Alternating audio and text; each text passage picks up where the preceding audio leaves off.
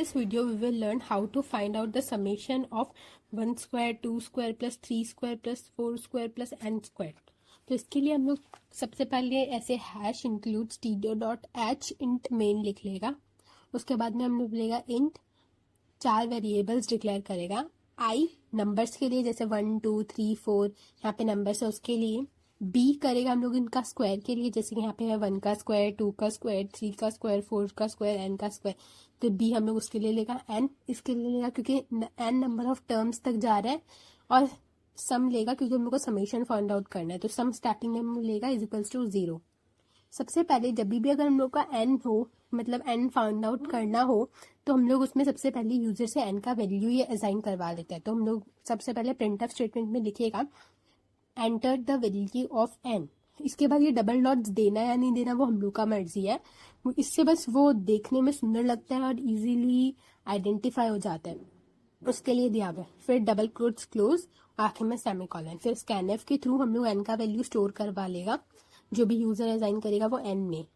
फिर for loop use करेगा हम लोग, क्योंकि i का मतलब i जो नंबर है वो स्टार्टिंग वैल्यू उसका 1 है और वो n तक जा रहा है. Smaller than equal to n जाएगा और i प्लस प्लस जब तक वो n तक नहीं चला जाता तब तक वो इंक्रीमेंट होते रहेगा. तो हम लोग का b है नंबर का square, i into I is equals to b है. तो b इज इक्वल्स टू हम लोग कर दिया i इंटू आई. फिर सम हो जाएगा हम लोग का, sum is equals to sum plus b, मतलब जो भी नंबर का स्क्वायर है उसका सम है हम लोग का समेशन.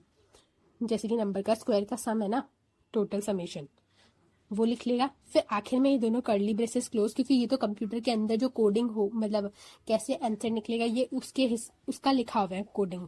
अब यहाँ पे जो कंप्यूटर हम लोग का आउटपुट देगा वो ये है, the summation is %d comma सम.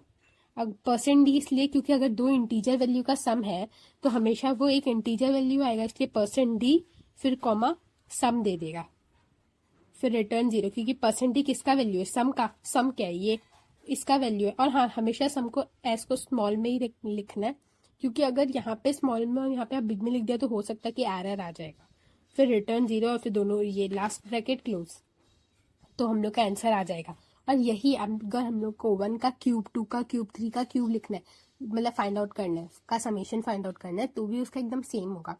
ऐसे ही सेम टू सेम लिखना है. Printf enter the value of N, scanf के थ्रू स्टोर करा लेना है, मतलब पर्स एंड ऑपरेटर के थ्रू. फिर है ना, सेम लूप घुमाना है और बस हम लोग b इज इक्वल्स टू लेगा. इधर इस बार ही हम लोग का स्क्वायर नहीं होगा, मतलब i इंटू आई नहीं होगा.